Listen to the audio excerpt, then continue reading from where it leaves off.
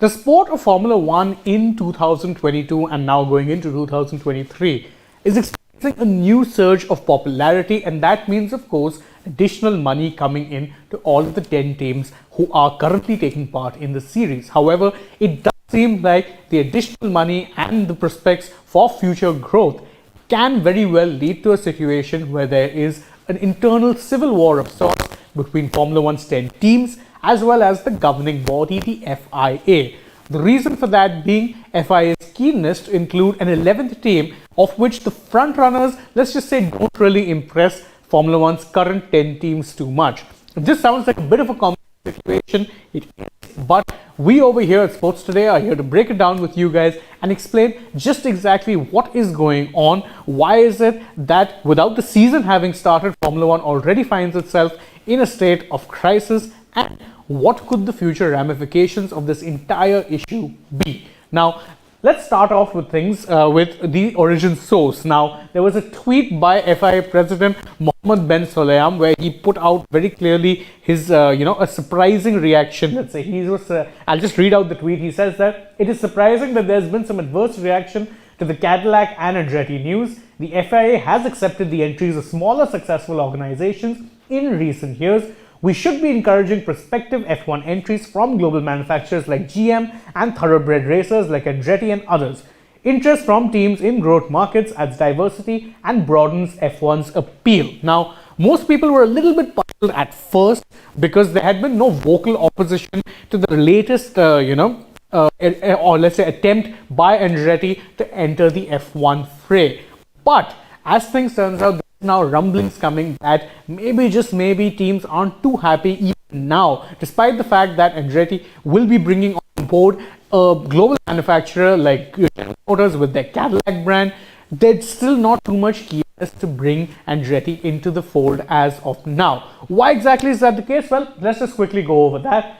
The reason number one is that adding another team will lead to a dilution of the revenue pot. Now, the way Formula One's revenue distribution system now works is that the teams that finish higher in the Constructors' Championship will, of course, be getting revenue, but it is fairly equitably distributed. So each team actually will be earning some amount of money regardless. And given the fact that F1 is right now operating in a franchise-like closed shop model, there is very much plenty of potential that these teams will become more and more profitable as time goes on because the sport is experiencing a new wave of popularity. The second reason is that there has been some hostility towards, Michael Andretti's Andretti Motorsport team, for the main reason that Andretti and his father Mario Andretti, who of course is a one-time Formula One world champion, have been very vocal in their want or desire to enter F1, and that has rubbed some of F1's stakeholders the wrong way because they feel like there's no due diligence being followed and there's a lot of brashness and arrogance being shown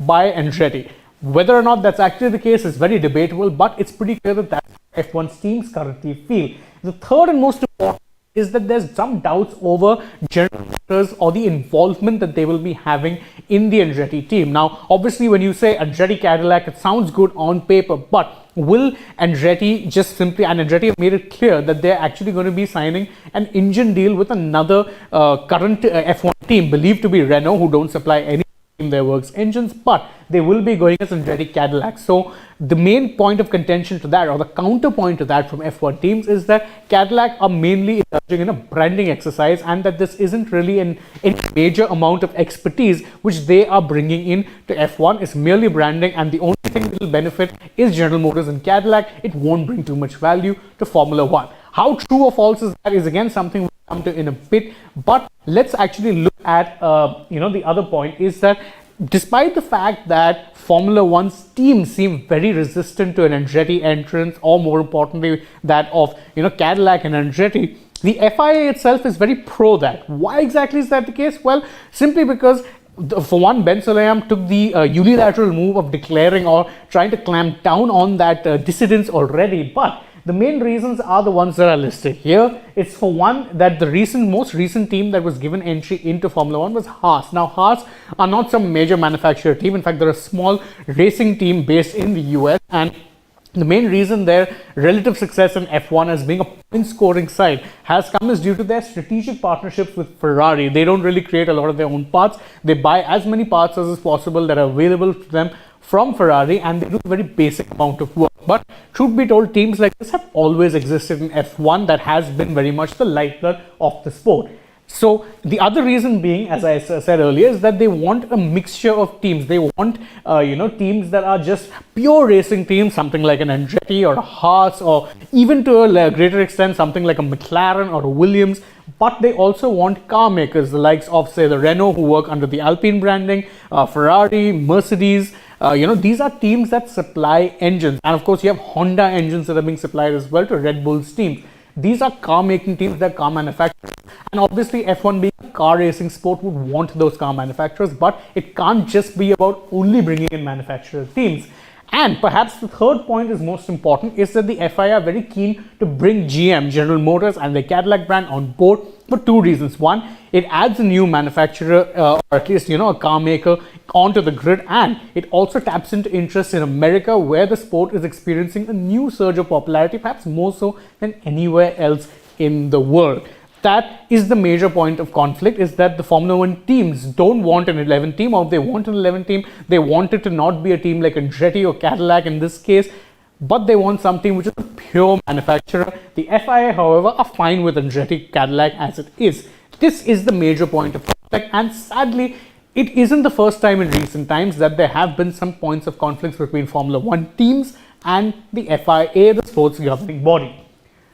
So one of the major issues in recent times has been about how races have been stewarded, or adjudged, or controversial decisions adjudged, and a lot of that, of course, comes down to Formula 1 and the way it's run. Now, Formula 1, to be fair, the stewards who actually oversee the race, they are generally speaking not on a year-round basis. They're in fact volunteers who come in every single circuit. But the race director is someone who's of course employed by the FIA, and there have been some controversial calls which are being made. There's been inconsistencies, so that has become a point of contention between the Formula 1 teams and the FIA. But there have been some other rather more petty issues as well, like the FIA's ban on things like jewelry, which actually led to a lot of conflict with Mercedes and Lewis Hamilton, who actually said that if they were going to dock me points, then so be it. They can do whatever. I'm going to be wearing my jewelry. It was supposedly banned on safety grounds, but hasn't really been that much of an issue in recent times. And perhaps more importantly, the FIA in recent times clamped down on quote-unquote political messages by teams, which meant that